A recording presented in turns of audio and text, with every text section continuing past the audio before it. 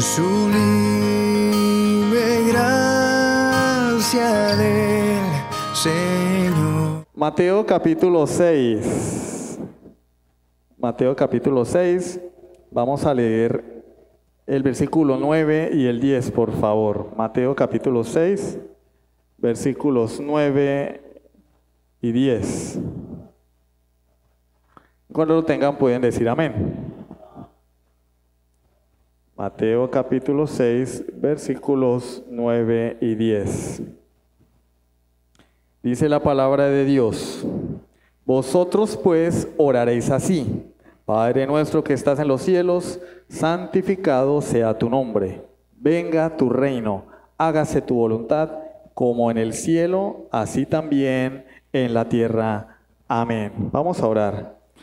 Bendito Dios y Padre celestial, venimos delante de ti reconociendo tu grandeza, tu señorío, reconociendo que necesitamos de ti, dependemos de ti. Y te queremos pedir, Señor, en función de ello, que nos santifiques para poder vivir para la gloria de tu nombre. Enséñanos tu palabra. Y si hay alguien aquí que no ha venido arrepentido delante del Rey de Reyes, yo te pido que le des arrepentimiento y fe para que sea salvo.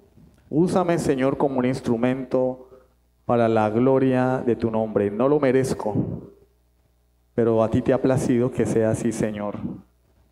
Este vaso de barro para la gloria de tu nombre. En el santo nombre de Jesús. Amén.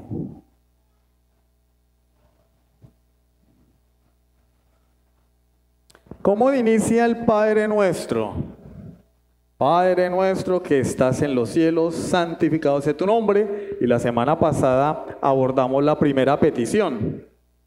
Efectivamente es: santificado sea tu nombre, que tu nombre sea glorificado en la tierra. Pregunta: ¿esto ocurre? La respuesta es no. Esa es la realidad, la dura realidad. Es que el Padre Nuestro nos invita a hacer una petición, pero en la realidad eso no está ocurriendo. El nombre de Dios en la tierra es utilizado para todo, menos para ser glorificado.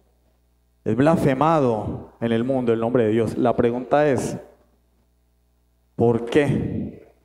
¿Por qué los hombres? ¿Por qué los hombres, viendo la fragilidad de la vida y la cercanía de la muerte, no se postran ante el Rey? Si todo ser humano sabe por naturaleza que existe un Dios. Y los ateos, miren, los ateos cuando se van a morir, hablan más de Cristo que uno, hablan más de Dios que uno. El problema es que no hay arrepentimiento en sus corazones. Pero cuando están a punto de morir, si no mueren de forma súbita, me voy a encontrar con mi Creador. Ojalá hubiera caído en cuenta antes. Voy a encontrarme con mi destino eterno.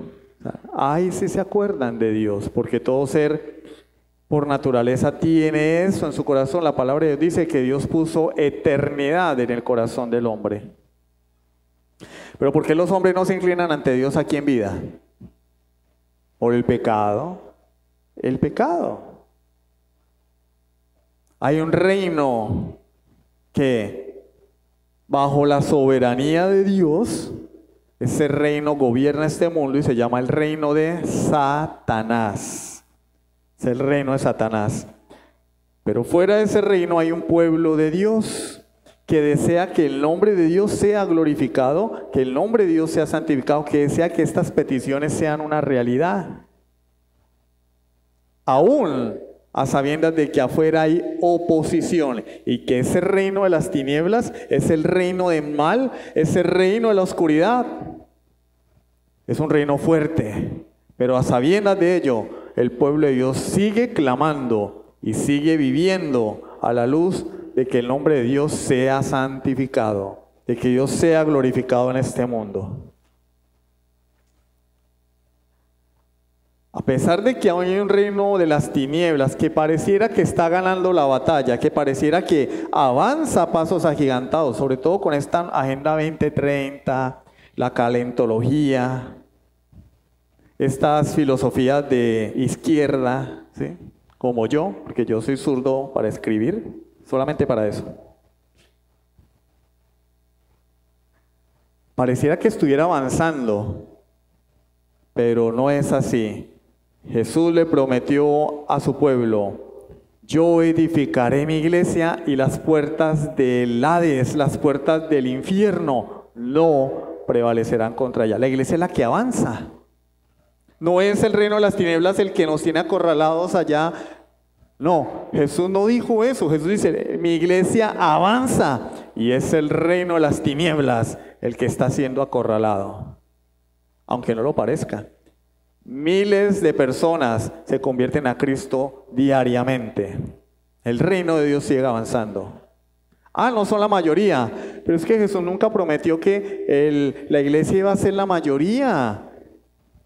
El capítulo 7 de Mateo nos lo dice: pocos entran por la puerta estrecha, la mayoría por la puerta ancha, que lleva al infierno.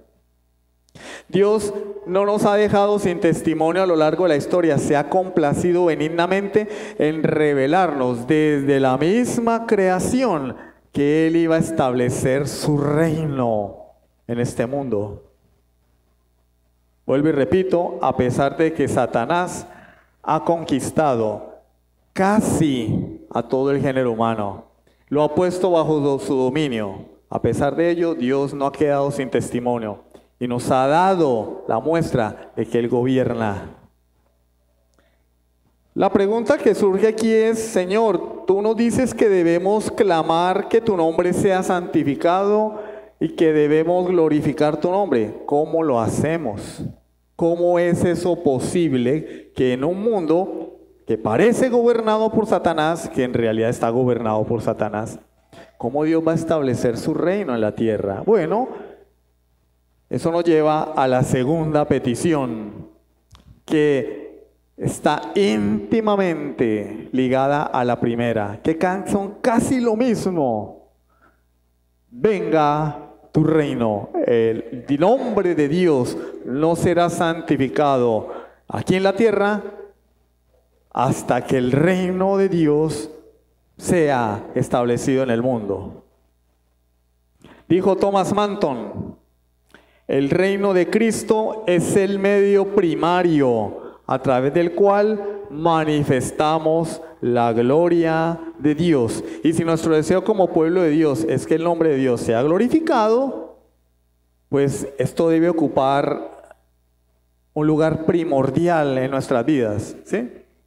Si mi deseo es que el nombre de Dios sea santificado como enseña la oración, pues eso debe ser una prioridad para mí.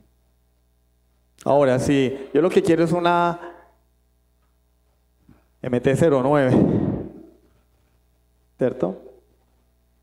Mínimo una Dominar 400. Pues mis rodillas se van a doblar solamente para pedirle a Dios eso. Y ese será mi ídolo. Debemos evaluar nuestras oraciones. ¿Qué es lo primero que le pedimos a Dios? Casa, carro, que el negocio vaya bien. O cuando doblamos nuestras rodillas le decimos: Señor, mi deseo más profundo es que tu nombre sea santificado en la tierra, que tu nombre sea glorificado, vivir para tu gloria. Eso es lo que hacen los verdaderos creyentes. Entonces, evaluémonos. ¿Qué es lo que más roba tu atención cuando oras? Ese es tu Dios. Ya que hemos sido expuestos a la enseñanza, somos más responsables cuando inclinemos nuestros rostros para orarle al Señor. ¿Qué es lo que me roba a mí el tiempo de oración? Ese es mi Dios. Terrible, ¿cierto? Él nos enseñó que la oración era un pliego de peticiones y no lo contrario. Señor, ¿qué quieres de mí? ¿Es la diferencia? Uy, abismal del cielo al infierno. El título de la predicación de hoy es El reino de Dios, y vamos a ver 3 punticos. Primero, la naturaleza del reino de Dios.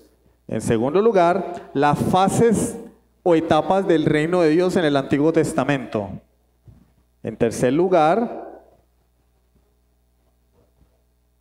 algunas conclusiones y aplicaciones prácticas. Entonces vamos a comenzar por el principio, ¿sí? La naturaleza del reino de Dios. ¿De qué reino está hablando Jesús? Él dice, venga tu reino. ¿De qué estás hablando, Jesús? Venga tu reino. Pues del reino del Padre. ¿A quién está hablándole Jesús? Al Padre, a Jehová. Venga tu reino. Un reino, el reino del Padre, cuyo nombre debe ser santificado y glorificado. Ahora bien, ¿qué significa el reino de Dios? Ya sabemos de quién es el reino, del Padre. ¿Qué significa eso? El reino de Dios. Entonces, cuando estábamos en la falsa iglesia de la prosperidad, y perdone que tenga que hacer referencia a ello, si algunas personas piensan que yo lo hago por, ay, que el hombre está resentido. No. Se nos enseñó porque para sembrar el arroz, primero hay que limpiar la tierra. Hay que quemar la tierra. Entonces tenemos que hacer una labor de destrucción para después sembrar la verdad. Se nos enseñó que la vida del reino era billete, influencias, poder, ¿sí o no? No digas casa, di casota. No digas carro, di carrazo.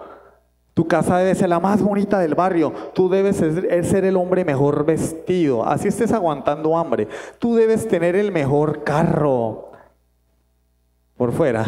Así ese motor esté a punto de morirse. Se nos enseñó que esa era la vida del reino. Conferencias, charlas. ¿Será que eso es lo que significa el reino de Dios? Dinero, salud, dinero y amor. No, nada más alejado de la realidad. El reino de Dios no es otra cosa que el gobierno de un pueblo bajo una cabeza gobernante. Esa es la definición del diccionario. ¿Qué es un reino? El gobierno de un pueblo bajo una cabeza gobernante. ¿Quién es la cabeza gobernante del reino de Dios? Dios, no tú. No tú. Tú no estás ya a ser llamado el hombre más rico e influyente de la nación, ni del pueblo, ni del barrio. Tú estás llamado a ser súbdito del rey, del reino de los cielos. Es que yo tengo que ser el que más plata tenga en el barrio. Pues métase a Traqueto y verá. Pero quedas por fuera del reino.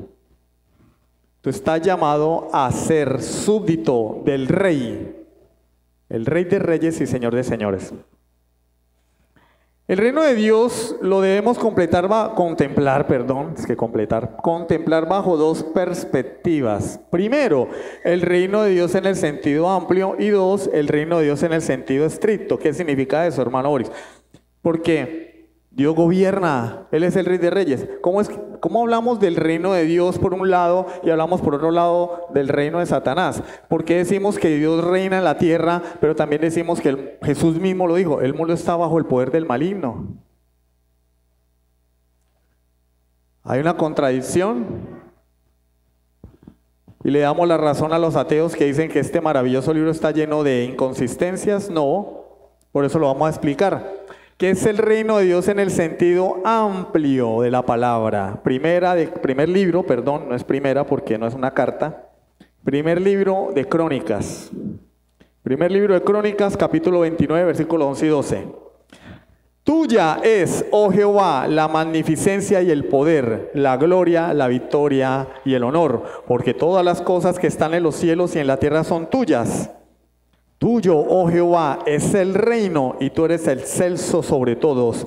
Las riquezas y la gloria proceden de ti y tú dominas sobre todo. En tu mano está la fuerza y el poder, y en tu mano el hacer grande y el dar poder a todos. O sea, Él gobierna, Él reina. Si alguien tiene poder en este mundo es porque Dios se lo dio. Si tú eres jefe, es por Dios. Si tú eres padre de familia, es por Dios. Si tú tienes algún puesto de autoridad, es por Dios. Y si no lo tienes, es por Dios. Estás vivo, es por Dios. El poder es de Dios. Los presidentes están ahí por Dios, buenos y malos. Cumplen el propósito eterno de Dios. Así que tenemos que orar por nuestros presidentes, así no los querramos. Porque están ahí porque Dios los puso. Si Pablo dijo eso del emperador, orar por las autoridades terrenales, y estaba siendo perseguido. ¿Cuánto más nosotros? Hacemos comedia pero tenemos que orar por ellos. No me caes bien, amigo, pero le voy a pedir a Dios por ti, por el bien de mi nación, por el bien de mi iglesia. Daniel 4, 34 y 35. Nabucodonosor, después de que en medio de su soberbia Dios derrama un juicio sobre él, dice: mas al fin del tiempo, yo, Nabucodonosor, emperador de Babilonia, alcé mis ojos al cielo, y mi razón me fue devuelta. Y bendije al Altísimo, y alabé y glorifiqué al que vive para siempre, cuyo dominio es sempiterno, y su reino por todas las edades. Mire, esto no lo dijo el alcalde, esto no lo dijo el consejo comunal que reparte el clad y las bombonas del gas. Esto no lo dijo el que cuida la puerta, esto no lo dijo el pastor de una iglesia, ni lo dijo un presidente tampoco, lo dijo el hombre más poderoso de la tierra, como dice el Chavo del 8, de veras. Ningún presidente hoy en día le llega a los talones a este hombre, de lo rico y poderoso que fue. Y ese hombre rico y poderoso dijo: no, yo no soy nadie. Él tiene dominio sempiterno, su reino es por todas las edades. Todos los habitantes de la tierra son considerados como nada, incluyéndome a mí. Y él hace según su voluntad en el ejército del cielo y en los habitantes de la tierra. Y no hay quien detenga su mano y le diga: ¿qué haces? ¿Te gusta reclamarle a Dios? ¿Tú piensas que la oración tuerce el brazo de Dios? Apréndete esto de memoria. No hay quien detenga su mano y le haga reclamos a Dios. Pero es que en mi iglesia donde yo vengo me lo enseñaron. Están mal, porque la Biblia enseña otra cosa.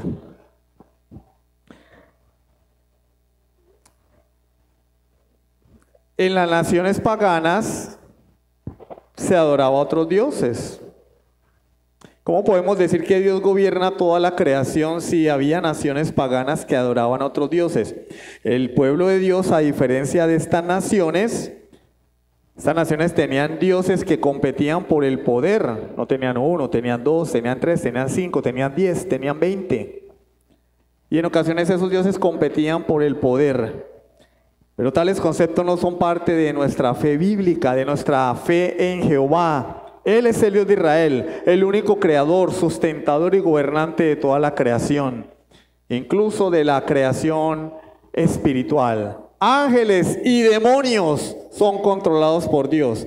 Eso no es que Jesús está acá con unos guantes de color azul y acá está Satanás con unos guantes de color rojo y se van a encender. No, mis queridos hermanos y amigos. Jesús está acá. Y lo que hace Satanás lo hace porque Jesús o se lo ordena o se lo ordena. Algunas personas quieren defender a Dios, ¿no? Diciendo: es que Dios lo permitió. Entonces, si yo lo permito es porque es mi voluntad. ¿O no? Se dan los anuncios.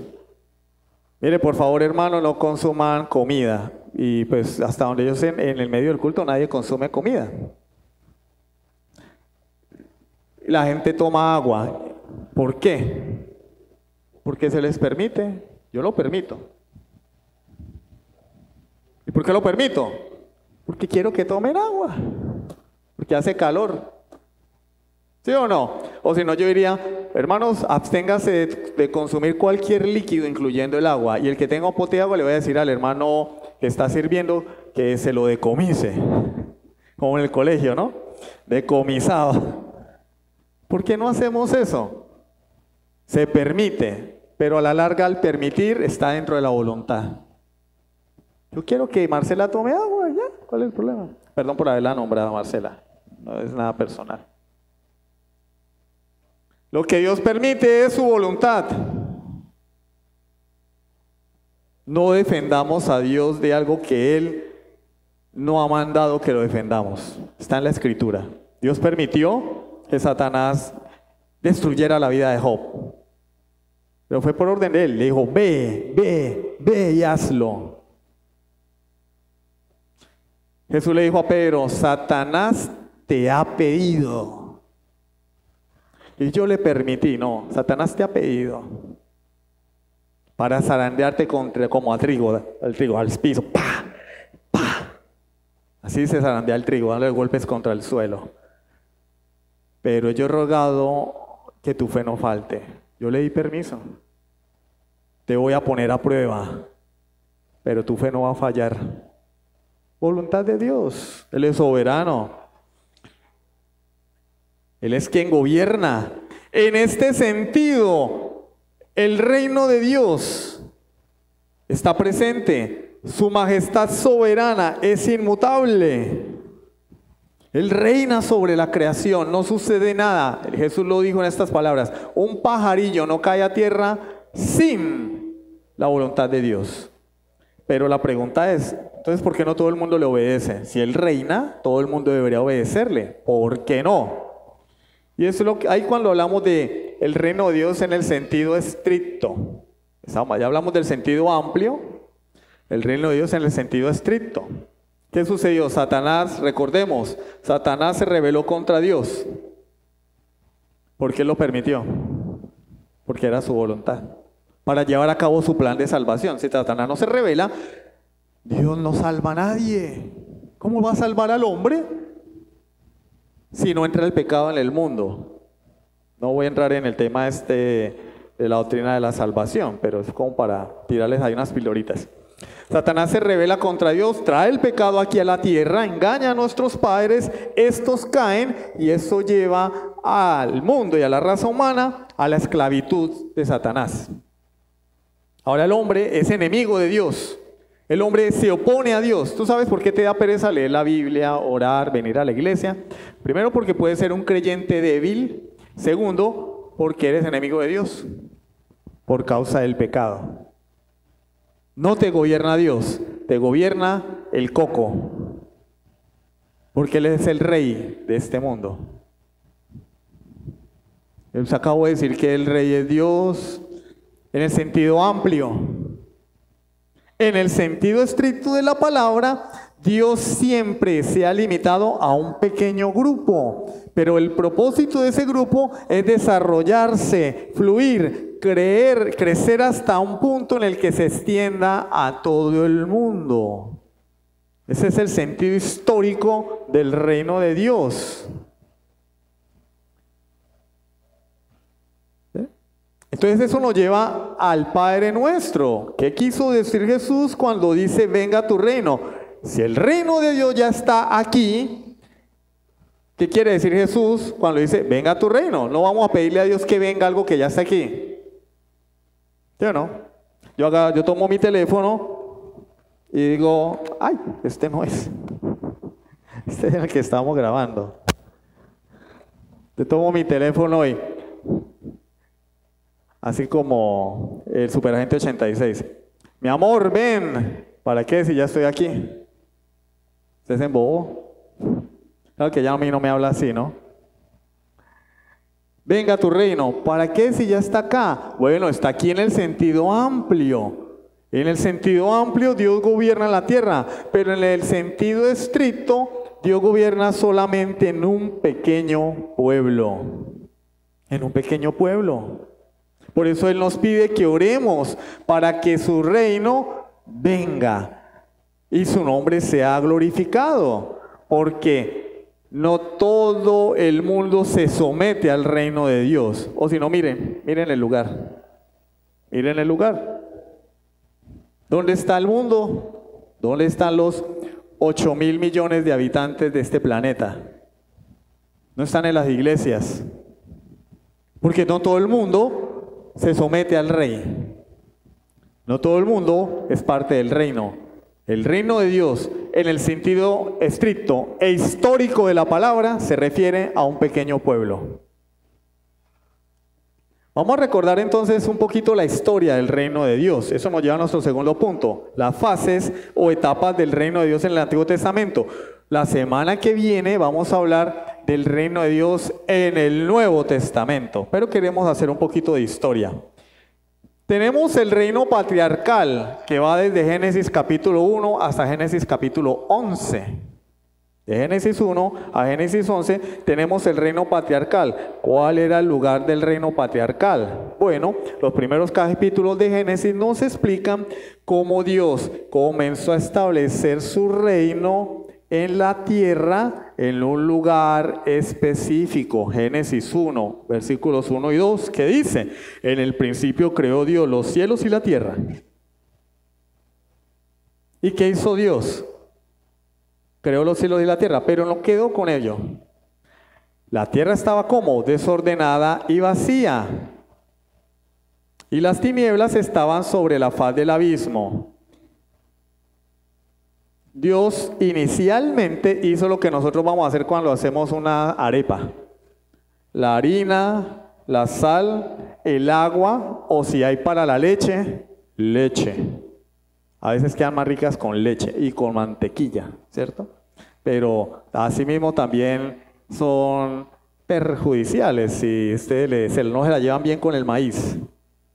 Tenemos ahí, ¿qué? Un desorden, ¿sí o no? Ingredientes ahí en un tazón. ¿Qué hay que hacer? Darle forma, mezclar, darle forma a la arepa, a lo que vamos a hacer, y después a la sartén. Y después de ello inicia un proceso. Dios creó el universo, pero faltaba un proceso. Y el Espíritu estaba allí. Y es allí cuando el Señor dice: sea la luz. Separación.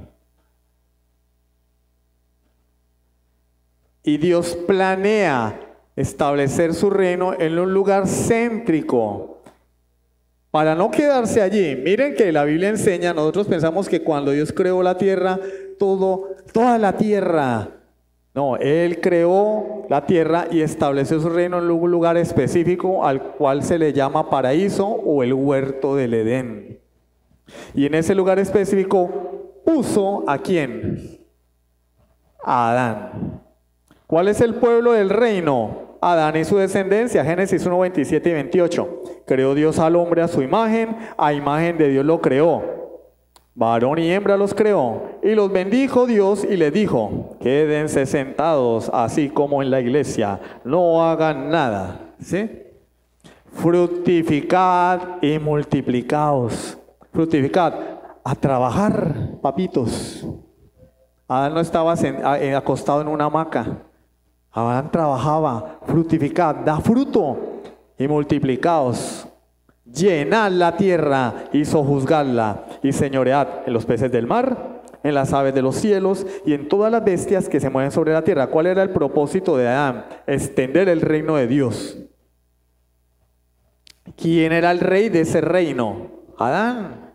Dios le entregó el señorío a Adán. Versículo 28, repito: los bendijo, les dijo: fructificad y multiplicaos, llenad la tierra y sojuzgadla, señoread, ¿ven? Señoread, gobernad, mandad en los peces del mar, en las aves de los cielos y en todas las bestias que se mueven sobre la tierra. Adán era el rey que Dios había puesto allí, en el reino de Dios.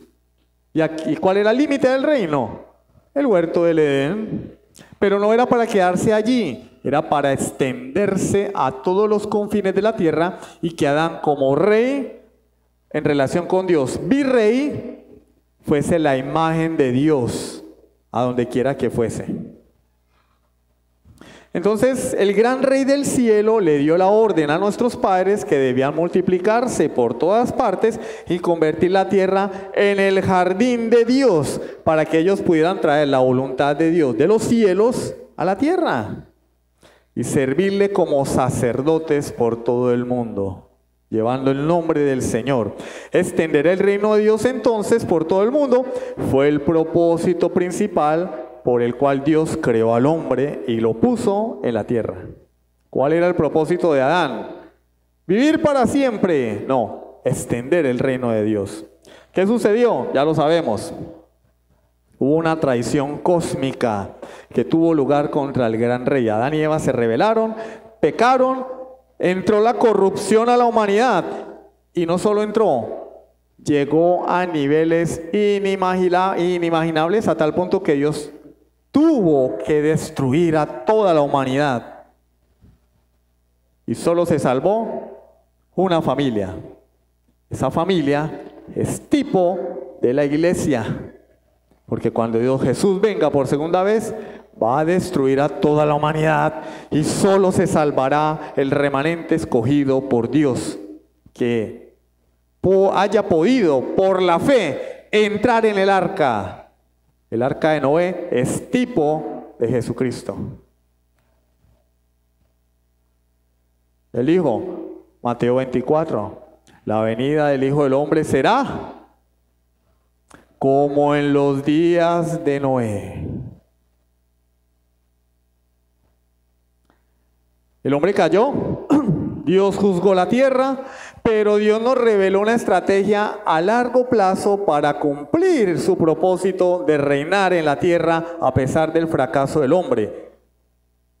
En Génesis 3:15, el protoevangelio, el Señor dijo: pondré enemistad entre ti y la mujer, y entre tu simiente y la simiente suya. Esta te herirá en la cabeza, y tú le herirás en el calcañar. Lo he explicado mucho. Habla de la victoria de Cristo. Habla del pueblo de Dios. Dios hubiera podido haber quedado así. Ah, pecaron contra mí. Qué belleza, ¿no? ¿No entendieron lo que les dije? Bueno, se van a morir. Yo les prometí que si me desobedecían, muerte. Pan, se me mueren los dos. Voy a crear unos mejores que me obedezcan de verdad, ¿no? Les prometió un Salvador. El fracaso del hombre no frustraría el plan de Dios de reinar en la tierra. La maldad crece. Allí mismo, Génesis 4:25. Tienen su hijo y llega el mayor y lo mata por envidia. Caín mata a Abel. Bueno, ya pues. El menor, que era el bueno, lo mataron. Y el mayor es el malo. ¿Qué esperanza tenemos? Conoció de nuevo Adán a su mujer, la cual dio a luz un hijo y llamó su nombre Set. Porque Dios, dijo ella, me ha sustituido otro hijo en lugar de Abel, a quien mató Caín. Y de Set vino nuestro Señor Jesucristo. El fracaso del hombre no frustraría el plan de Dios, de gobernar la tierra. La maldad crece. Y Dios dice: voy a destruir la tierra. Génesis 9:11. ¿La destruyó? Sí. Pero salvó una familia. Génesis 9:11. Estableceré mi pacto con vosotros y no exterminaré ya más toda carne con aguas de diluvio, ni habrá más diluvio para destruir la tierra. Versículos 26 y 27. Dijo más: bendito por Jehová mi Dios sea Sem, y sea Canaán su siervo, engrandezca a Dios a Jafet, y habite en las tiendas de Sem, y sea Canaán su siervo. De Sem es que proviene nuestro Salvador Jesucristo. Por eso a los israelíes se les dice semitas. No las semitas que uno compra en la panadería con bocadillo, no. Semitas, porque vienen de Sem. Vienen de Sem. Destruyó la tierra, pero garantizó que el rey vendría, que su reino se establecería en la tierra. Y eso nos lleva a la segunda etapa del reino, el reino nacional, que va desde Génesis 12 hasta Malaquías 4. El reino nacional se establece ¿en dónde? En la tierra prometida, es el lugar del reino. Génesis 12:1, Dios hablando con Abraham. Pero Jehová había dicho a Abraham: vete de tu tierra y de tu parentela y de la casa de tu padre a la tierra que te mostraré. Abraham no iba a establecer el reino de Dios en Ur, sino en un lugar específico llamado la tierra prometida, la tierra de Canaán. ¿Cuál era el pueblo? La descendencia de Abraham. Génesis 12:2. Y haré de ti una nación grande, y te bendeciré y engrandeceré tu nombre, y serás bendición. El pueblo sería la descendencia de Abraham. ¿Quién sería el rey? David y sus descendientes. Segundo libro de Samuel 7:16. Aunque en un sentido también Abraham, Isaac, Jacob y Moisés fueron reyes, el rey prometido era el rey David. Cuando Israel se convirtió en una monarquía, recordemos que Israel fue gobernada primero por jueces, ¿sí? Y después Dios estableció un rey conforme a su corazón. Segundo libro de Samuel 7:16.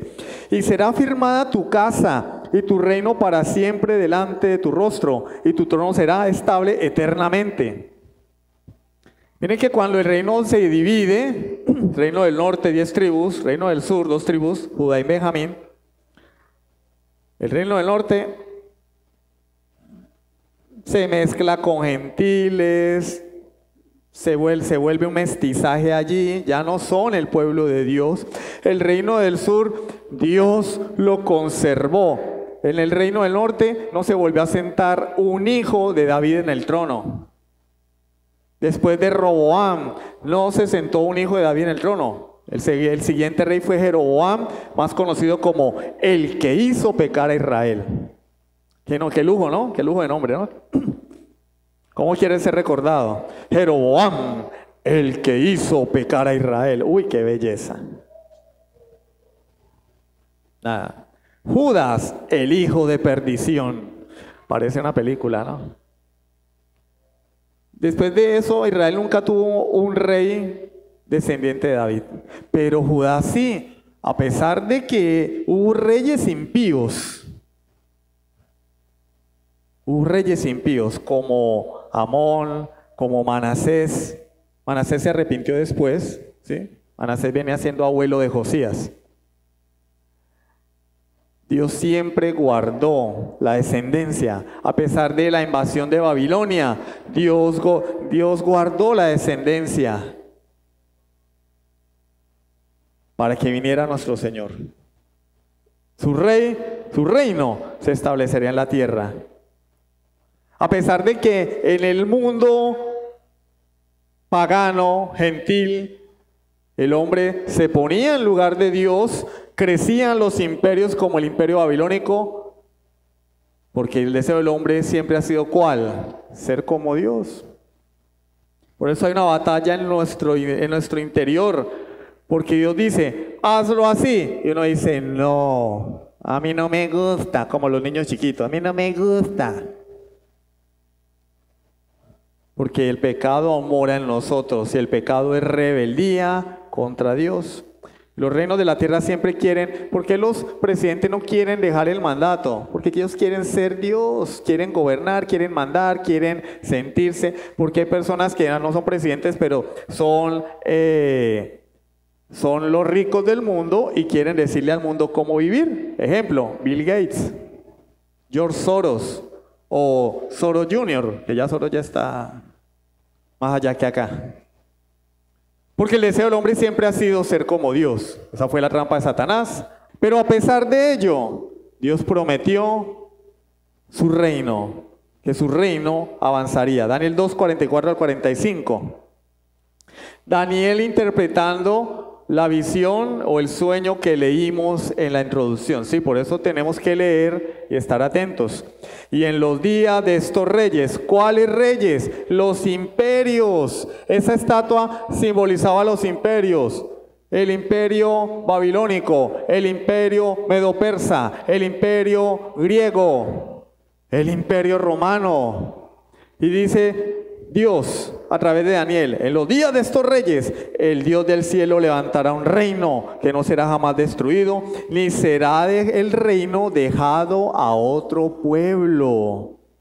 Desmenuzará y consumirá todos estos reinos, pero él permanecerá para siempre, de la manera que viste que del monte fue cortada una piedra, no con mano, porque es que el reino de Cristo no es de este mundo, la cual desmenuzó el hierro, el bronce, el barro, la plata y el oro. El gran Dios ha mostrado al rey lo que ha de acontecer en lo porvenir, y el sueño es verdadero y fiel su interpretación.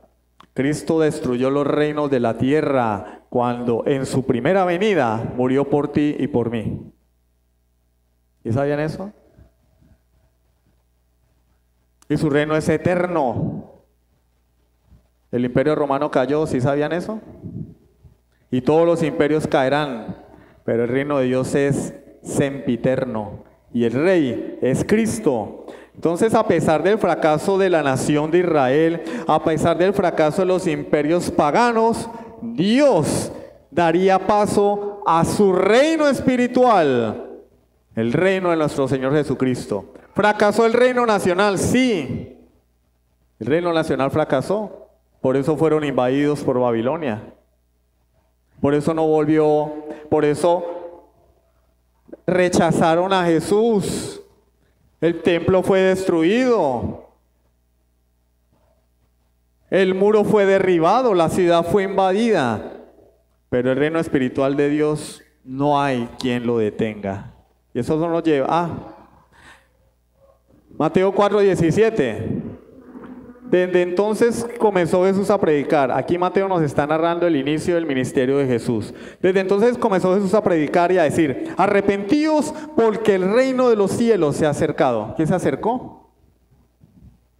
¿Quién se acercó? El reino de los cielos. Marcos 1, 14 y 15. Después que Juan fue encarcelado, el mensajero del rey, por eso Marcos lo escribe con toda la intención, el mensajero del rey, porque él inicia el capítulo 1 hablando del mensaje de Juan el Bautista como el heraldo del rey, y después dice: después que Juan fue encarcelado, Jesús vino a Galilea predicando el evangelio del reino de Dios. ¿Qué vino Jesús predicando? El evangelio de la prosperidad, ¿cierto? El evangelio de la pereza, de la falta de compromiso. No, el evangelio del reino, donde Dios es el rey, y si tú eres parte de ese reino, tú no eres el rey, tú eres súbdito. ¿Sí saben lo que es súbdito? Quiero que le quede claro hasta la iglesia. ¿Ustedes saben lo que es ser un súbdito? Esclavo, siervo. Mi señor, mande usted. ¿Qué desea mi señor? No, ojalá fuéramos así. Hermano, ¿va a servir en la iglesia? No tengo tiempo, no puedo. Mi mamá, mi papá, el dolor aquí, el dolor allá. Lamentable la condición de la iglesia hoy en día, incluyendo la iglesia reformada. Porque yo hablo con otros pastores y es la misma enfermedad en todas partes. El mismo mal. Yo pensé que solamente era exclusivo de acá. No, todas partes de esas es un fenómeno que se da en todo lugar.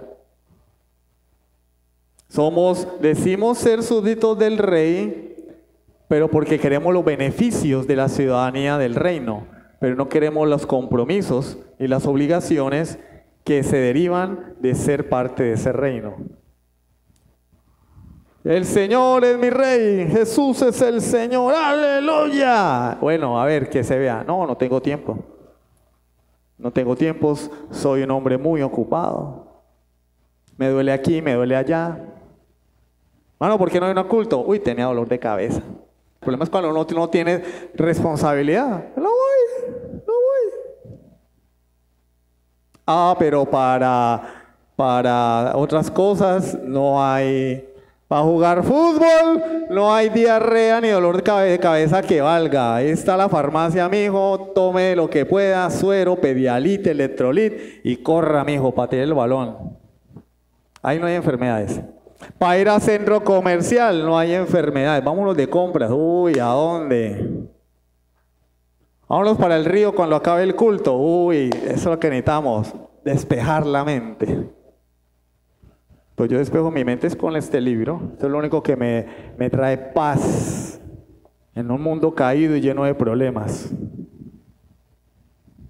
Esto es lo que me trae a mí como que, ay, Señor, gracias, porque no fuera por esto, no alcanzarían los camiones en el mundo para uno aventársele.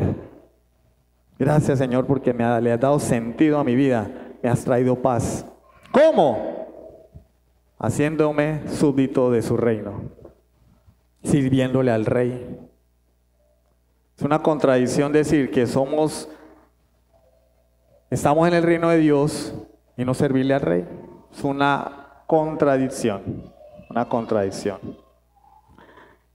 ¿Qué dijo Jesús? El tiempo se ha cumplido, el reino de Dios se ha acercado, arrepentíos y creed en el Evangelio. Y no vino pidiendo el favor, es un mandato. Es un mandato, no es una petición. Mira, si tú quieres, pues, así como cuando el muchacho le va a pedir a la muchacha que sea novia, bueno, pues es que si tú quieres, pues puedes arrepentirte, ¿no? Pues si te sirvo, arrepiéntete, porque el rey ha llegado y va a castigar a sus enemigos. Tenemos que dejar de ver a Jesús como un bobito que viene ahí, que te va a poner a llorar porque tú no oras, porque tú no lees la Biblia, porque tú no vienes al culto, que se te va a arrodillar. Ay, por favor, mijito, no. Sí, vive tu vida tranquilo, vive tu vida. Llegará el día de rendir cuentas.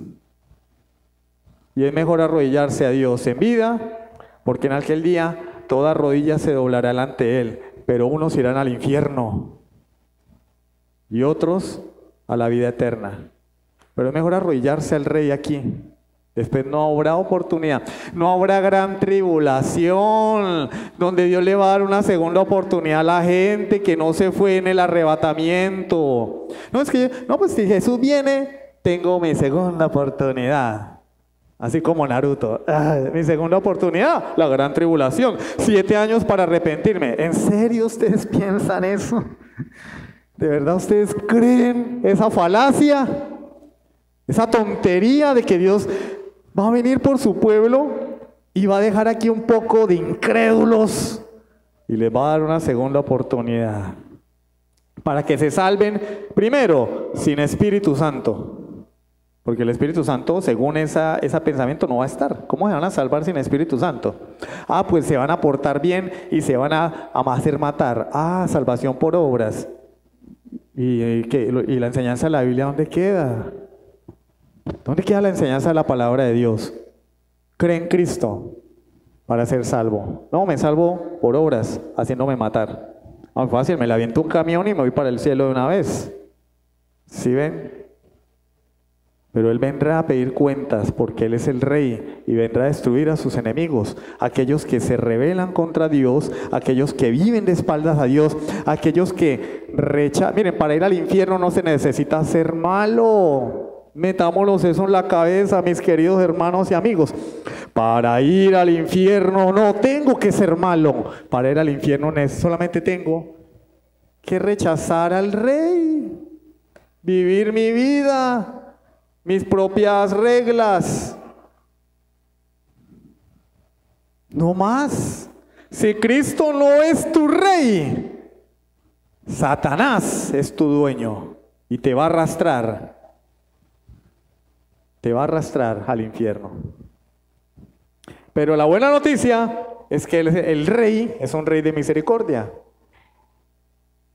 Él es un Rey bueno, no es como el pastor. No, Él es un Rey de misericordia, de amor. Conclusiones y aplicaciones. Recordemos, ¿qué vimos en primer lugar? En el sentido amplio de la palabra, Dios reina sobre toda la creación, ¿sí o no? Si el sol sale es porque Dios quiere, y si llueve es Dios porque Dios quiere, y si ganó este pero quedó aquel, es porque Dios quiere. Es su voluntad. Pero Satanás, por decisión de Dios, gobierna en el mundo incrédulo. Y eso nos lleva al sentido estricto de la palabra. ¿Dónde gobierna Dios en realidad? En el corazón de sus súbditos, en su pueblo. Miremos el patrón. Primero el huerto del Edén, extiéndete a toda la tierra. Noé, extiéndete a toda la tierra. ¿Qué pasó cuando el hombre no quiso? Empezaron a hablar en lenguas. Rambo, salta a la banca, barra baja. No. Dios les dio idiomas, confundió las lenguas de ellos en la torre de Babel porque estaban pecando contra Dios. Estaban pecando contra Dios. El propósito era extenderse a toda la tierra y estos no querían. Entonces Dios dijo, bueno, vamos a separarlos, que no se entiendan. Entonces agarraron y se dispersaron por la tierra porque el mandato de Dios tiene que cumplirse. Abraham, sal de tu tierra. En ti serán benditas las naciones de la tierra. Isaac, Jacob, Moisés. ¿Por qué Israel fue llevado a Egipto? ¿Por qué Israel fue llevado a Egipto y después de 400 años salió? Porque ellos tenían que extenderse a la tierra. ¿Dónde? La tierra prometida. De allí ser luz y bendición para las naciones. No lo hicieron. Y ahora Dios establece su reino espiritual que no va a fallar. Por eso en Mateo 28, 19 al 20, el rey dice: toda potestad me es dada en los cielos y en la tierra. Por tanto, id y haced discípulos a todas las naciones, porque yo gobierno. ¿Cómo? Bautizándolos en el nombre del Padre. ¿Sí ven que bautizándolos en el nombre del Padre, el Hijo y el Espíritu Santo, enseñándoles todo lo que os he mandado?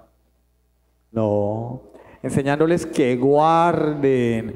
Les enseña: a ver, papito, ¿lo estás haciendo o no? Ah, venga para acá. ¿Estás haciendo la voluntad de Dios? No, ven para acá. Enseñándoles que guarden todas las cosas que yo os he sugerido, que yo os he mandado. ¿Y por qué? Porque yo estaré con vosotros todos los días hasta el fin del mundo. Pueblo de Dios, el Rey de Dios, y está con nosotros. ¿Qué más queremos? ¿Qué más queremos? Y Dios nos lo reveló a través de la creación, mis queridos hermanos. Está allí desde la misma creación, cómo Dios quiso establecer su reino y extenderlo. El fin, Jesucristo, el Rey de Reyes y Señor de Señores. Pero la noticia es que solamente quienes se arrepienten entran al reino. ¿Cuál es la forma de entrar al reino de Dios? Es que mi papá era creyente, mi mamá era creyente y aquí estoy yo. No, amigo, tienes que arrepentirte. La salvación no es por herencia, no es por ósmosis, la salvación no se te pega, la salvación es individual. ¿Qué le dijo Jesús a Nicodemo? Nicodemo, el gran maestro de la ley, fariseo de fariseos, miembro del Sanedrín, y Jesús le dice, Juan 3, versículo 3, de cierto te digo, que el que no naciere de nuevo no puede ver el reino de Dios. Esto no es por estar en una iglesia 20 años. Yo tengo 20 años en la vida cristiana. Y es que Jesús, ¿dónde dice eso? ¿Quién te preguntó eso? ¿Has nacido de nuevo? Eso es lo que Jesús le dijo a Nicodemo. Tú eres maestro de la ley, tú eres lo más alto que hay en la escala social judía. Pero si no naces de nuevo, ni siquiera vas a poder ver el reino de Dios. Por eso es que la gente no ve el reino de Dios. Por eso la gente viene hoy, bosteza, se queda dormida, termina el culto. Si te vi no me acuerdo, hasta el próximo domingo, como el mejor de los católicos. Es más, los católicos no ganan porque llegan temprano. El católico gana. Y es más, hace obras de misericordia, va al hospital a visitar al enfermo, le lava las heridas al drogadicto, pertenece a las Marianitas o a los otros grupos que no sé cuáles son. Solo conozco a las Marianitas porque mi esposa era una de las Marianitas. Nos ganan. Misa de 6, ¡tin! Misa a la hora que sea porque está. A las otras 6 de la tarde, ¡tin! Ahí están. En la misa, vea, calladitos. ¿Sí o no? Yo sí pude ir a misa alguna vez. Vea, hermano, esa gente es... Sí. No ganan. Pero no pueden ver el reino de Dios. No pueden ver el reino de Dios. Es una religión. ¿Tú vives una religión? ¿O has visto el reino de Dios? ¿Has nacido de nuevo? Y más Nicodemo le dice, ¿cómo así? ¿Puedo entrar yo otra vez en el vientre de mi mamá y volver a nacer? Y Jesús le responde, de cierto te digo, que el que no naciere de agua y del Espíritu, el que no nace de nuevo, el que no nace a través de la palabra de Dios y la obra del Espíritu Santo, no solamente no puede ver el reino, es que no puede entrar. Si tú no te comportas como súbdito del rey, si tú eres dominguero, solo le haces caso a Dios 2 horas el domingo, no más. Si te vi, no me acuerdo. Porque no has entrado en el reino. Porque el que está en el reino, Dios lo gobierna. Dios manda. Hace. Ezequiel 36, haré.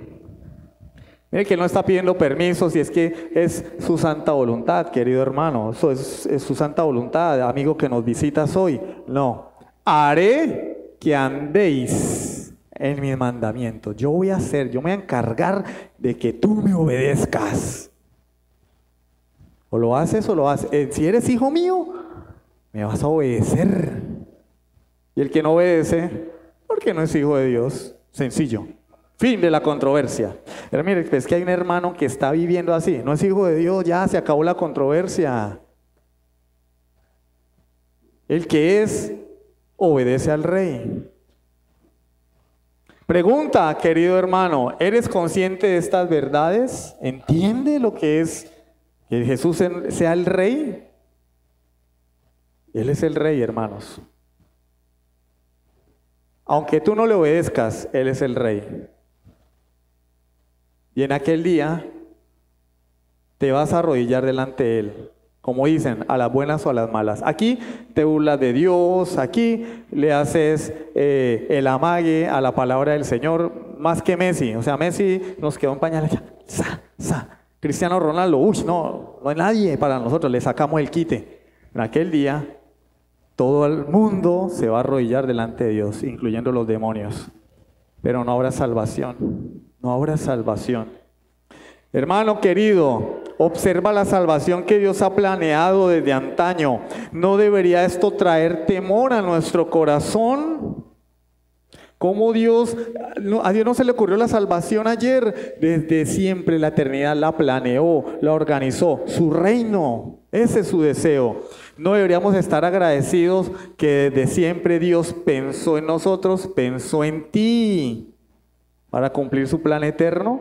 Cuando Jesús estaba siendo colgado en la cruz, Él estaba pensando en ti, porque tu pecado estaba siendo puesto sobre Él.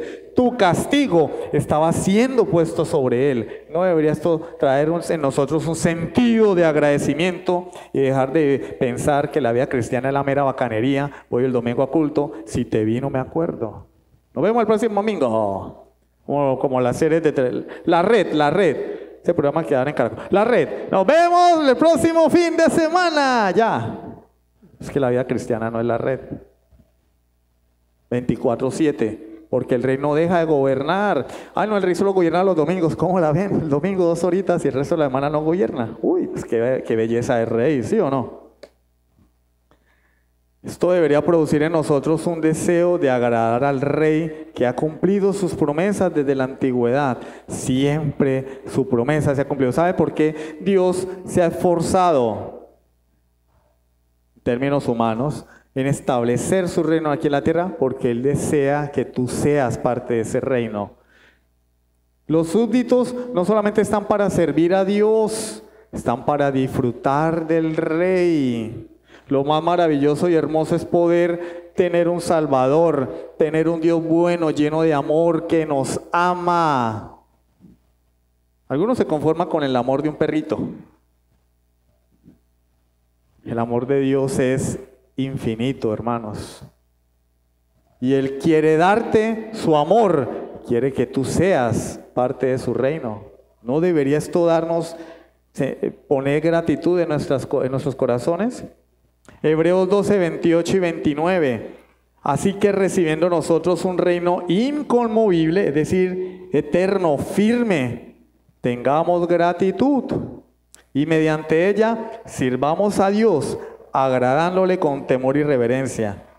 Tenemos un reino que no se va a mover, un reino estable, firme. Eso no es como la economía ni como los presidentes que hoy sabemos quién está, mañana no, el dólar subió, el dólar cayó, me fui para Estados Unidos y me fue mal. No. El reino de Dios es inconmovible, es estable, sus promesas son firmes y eternas.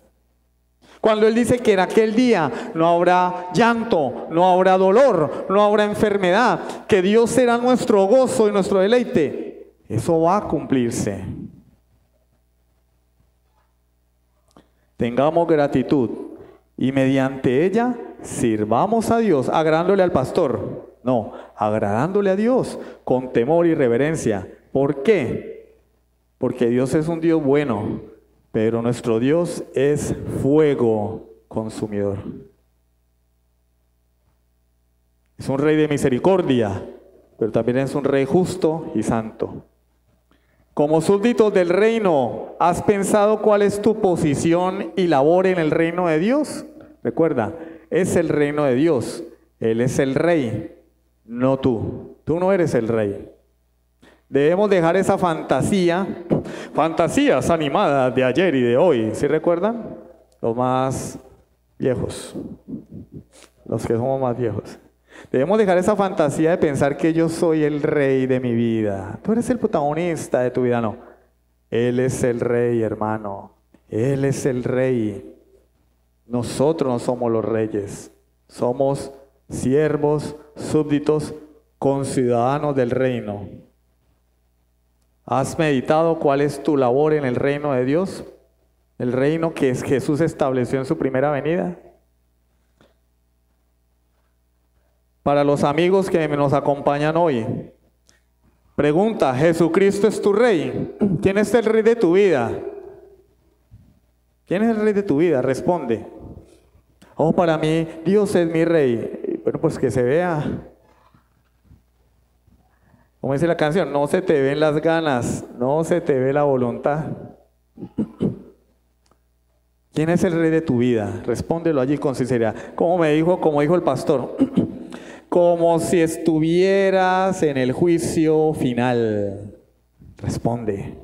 ¿Quién es el rey de tu vida? Analízate. ¿Tu vida le pertenece a Él?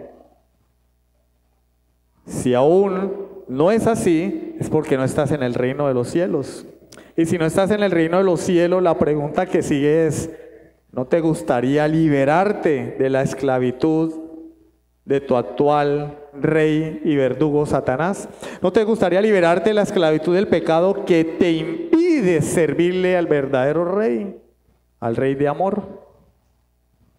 Si es así, ¿por qué no vienes a Jesús arrepentido?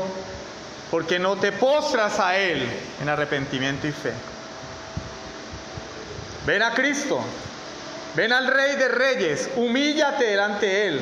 Él es un Rey bueno, perdonador, lleno de amor. Y vas a disfrutar y vas a saber realmente lo que es vivir la vida. Vamos a orar. Padre Celestial, te damos gracias por tu infinito amor y misericordia. Gracias, Señor, porque tú has decidido en la eternidad pasada, aún antes de que el tiempo fuese, tener un reino de personas que te amen y a las cuales tú demostrar tu amor. Y el amor más grande que has demostrado es sacrificando a tu único Hijo para hacernos parte de ese pueblo elegido. Bendito Dios, que estas verdades hayan cabida en nuestra vida y empecemos a transformar nuestras conductas en pro del avance de tu reino.